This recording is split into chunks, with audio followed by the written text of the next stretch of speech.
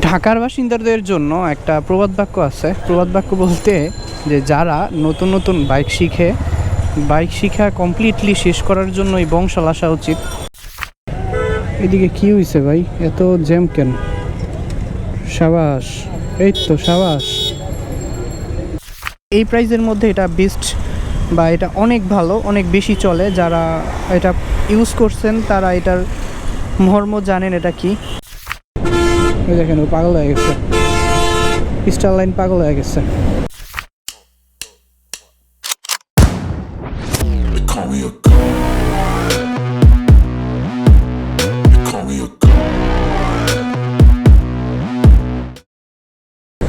What is up guys? Hope all is pretty good. This is Ajad Hussain Prachurjo. Welcome to Frantic Movers. এখন যাচ্ছি একটু ইউনিভার্সিটিতে এবং টুকটাক আরও কিছু কাজ নিয়ে বের হয়েছি। সেই কাজগুলো এক এক করে করব। তো আমার ফুয়েল আছে হচ্ছে 1 কাটা, আমার তেল নিতে হবে।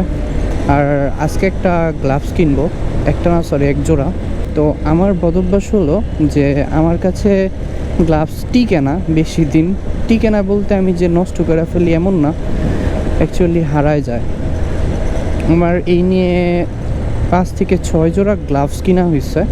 এখন বাসায় আছে মাত্র এগুলো নর্মালি এত এক্সপেন্সিভ কিছুই না, কিন্তু এগুলো হচ্ছে আমার ফার্স্ট গ্লাভস। এখনও এগুলো আছে, বাট বাকিগুলো আমি হারায় ফেলছি। কোথায় যে রাখি, মানে কোথায় যে রাইখে আসি এটা আমি ভুলে যাই।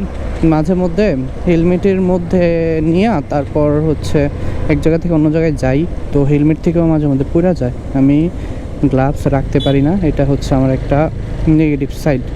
তো আজকে গ্লাভস কিনবো একটু বংশাল হয়ে, তারপর হচ্ছে ইউনিভার্সিটিতে যাব। কারণ বংশাল থেকেই পাওয়া যায় টুকটাক। আমি একদম যে এক্সপেন্সিভ কিছু কিনবো এমনও না। আমি যেগুলো নর্মালি ইউজ করি, হাফ গ্লাভস যেগুলো আছে ওইগুলো কিনবো। কারণ গরমের সময় হাফ গ্লাভস আমার কাছে অনেক বেশি কমফোর্টেবল মনে হয়। আর অনেক এখন সেফটির কথা বলতে পারেন যে ভাইয়া হাফ গ্লাভসের তো সেফটি কম। হ্যাঁ ঠিক আছে, হাফ গ্লাভসের সেফটি কম, বাট আপনি যে ফুল গ্লাভসটা পরতেছেন সেটাই বা কতটুকু সার্টিফাইড, তাই না?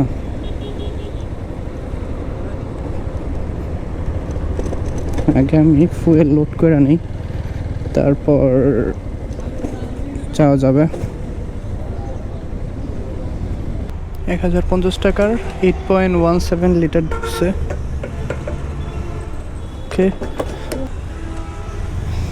এই ফিলিং স্টেশনটাতে মোটামুটি ভিড় থাকে, কারণ এটার তেলটা ভালো আমাদের এরিয়াতে। আমি আসলে হাফ গ্লাভস পরে বেশি কমফোর্টেবল ফিল করি। আর ফুল গ্লাভসে অনেক মানে এই গ্লাভসটা যে আমি কিনছি এটাও কিন্তু কোনো সেফটি নাই বলতে ওইরকম সার্টিফাইড না। একটা সার্টিফাইড গ্লাভসের দাম 7 থেকে 8 হাজার টাকা হয়ে থাকে। তো এত টাকা দিয়ে একটা গ্লাভস কিনা বা 1 জোড়া গ্লাভস কিনা, এটা আসলে আমার জন্য না, আমার জন্য সুইটেবল না। যখন আমি 6-7 লাখ টাকার বাইক ইউজ করব তখন দেখা যাবে এটা। এখন যেহেতু আমি স্টুডেন্ট, আমারও অনেক হিসাব করে চলতে হয়। আর এই দিকে সবাই স্লিপগুলো নিয়ে মানে কেউ স্লিপগুলো নেয় না আসলে, একদম পুরাটা রাস্তা জুড়ে পড়ে থাকে এগুলা। দেখেন উঠতে উঠতে কই যাইতেছে।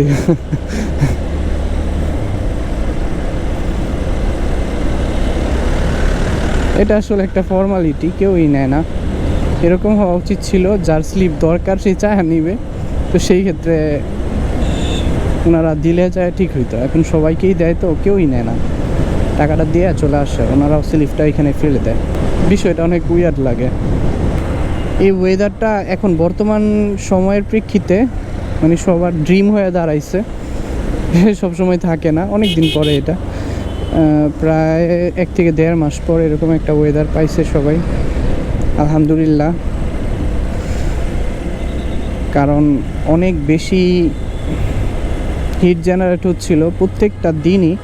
যে পরিমাণ রোদ পড়তেছিল, অনেক জায়গার পিচ কুইলা যাচ্ছিল, তারপর গাছ মরে একদম শুকায় যাচ্ছিল। আসলে আমাদের এখানে বনায়ন নাই, বনায়ন যদি থাকতো তাহলে সেই ক্ষেত্রে সবচেয়ে বেশি উপকার হইতো সবারই। ঢাকার বাসিন্দাদের জন্য একটা প্রবাদ বাক্য আছে। প্রবাদ বাক্য বলতে যে যারা নতুন নতুন বাইক শিখা কমপ্লিটলি শেষ করার জন্য এই বংশাল আসা উচিত। মানে এই রাস্তাগুলো এত বেশি ক্রিটিক্যাল যে আপনি যদি এই বংশালের রাস্তায় বাইক রাইড করতে পারেন তাহলে আমি আপনাকে গ্যারান্টি দিতে পারি আপনি পৃথিবীর যে কোনো জায়গায় বাইক রাইড করতে পারবেন। তো জঞ্জালপূর্ণ রুট থেকে বের হয়ে গেছি, এখন এই রুট দিয়ে চলে যাচ্ছি। আর গ্লাভস এগুলো কিনছি, মানে এগুলো সিম্পলের মধ্যে গর্জিয়াস অ্যান্ড অনেক বেশি কমফোর্টেবল। এগুলোর অরিজিনাল প্রাইস অনেকেই অনেকগুলা বলে, 450 বলে, 500 বলে, বাট এগুলো 350-র উপরে কখনো দিবেন না। আর বর্তমানে যারা গ্লাভস ইউজ করে তাদের জন্য হাফ গ্লাভস বা শর্ট গ্লাভসগুলো অনেক বেশি পপুলার, কারণ এত গরমে ফুল গ্লাভস পরাটা অনেক হ্যাসেল। তো দ্যাটস ওয়াই সবাই হাফ গ্লাভসই পরে। এটা অনেকটা মার্কেট আউট হয়ে গেছে, অনেকগুলা দোকান ঘুরে খুঁজে তারপর আনছি। যেটা আমার মন মতো হয় না সেটা আমি কিনবই না। যে দেখেন কি করে, এদিক দেখি জ্যাম আছে, এরা এদিকে গাড়ি ঘুরে ফেলতেছে। আর আমার গিয়ার ইন্ডিকেটরের পুরো মাথা নষ্ট হয়ে গেছে। দেখেন 5-4 এরকম দেখাইতেছে, 5-এ চালাইতেছি। পারবেন কেউ এরকম 5 নাম্বার গিয়ারে জ্যাম ঠেলতে? কেউই পারবেন না। এটা শুধু 4B এক্স কানেক্ট ABS যারা আছে তারাই 5 গিয়ারে চালাইতে পারে। এদিকে কি হয়েছে ভাই, এত জ্যাম কেন? সাবাস, এই তো সাবাস।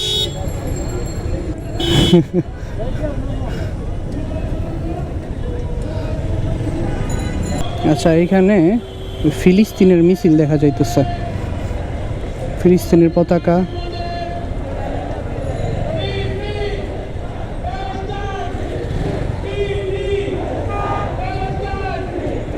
অ্যাপ্রিসিয়েট করার মতো, ভালো লাগলো বিষয়টা।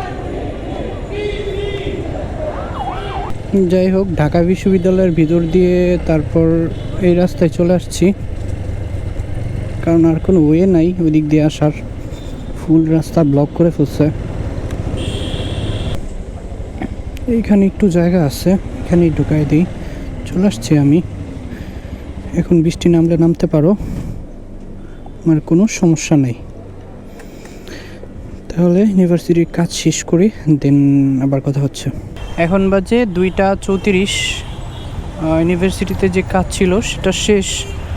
আমার রেজিস্ট্রেশন নিয়ে একটা ঝামেলা ছিল, সেটা হচ্ছে স্যার বলছিল দেখা করো আমার সাথে, আমি ওইটা ঠিক করে দিব। তো এটা এখন ফিক্সড হয়ে গেছে। যে আজকে এই লাইটটা কিনছি, এটা হচ্ছে মাল্টি কালার, এটা এক্সস্টের নিচে লাগাইতে হয়, তো এটা লাগাবো। আর এই যে এখানে দেখা যাচ্ছে এই দুইটাতে আমি এই ইন্ডিকেটরটা ব্যবহার করব। ইন্ডিকেটরটা একটু ইউনিক ছিল, এটা আমার ভালো লাগছে। আমার ওইগুলোও কিন্তু ব্লিঙ্ক করে, কিন্তু এটা অনেকগুলো কালার আছে, দেখি কেমন লাগে এটা লাগানোর পরে। হ্যাঁ, তো এটা আপনাদেরকে দেখাবো। আর এই উকলির গ্লাভসগুলো কিনছি, উকলি বললেই চিনে, এটার মধ্যে কয়েকটা কোয়ালিটি আছে।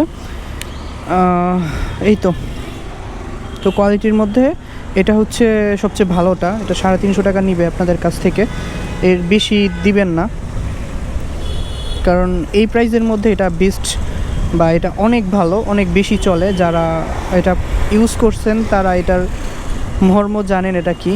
আর প্রত্যেকটা গ্লাভসের এই যে আঠাটা আছে, এই আঠাটা কিন্তু একটু দুর্বল থাকে, খুইলা যায়, কিন্তু এই আঠাটা অনেকখানি।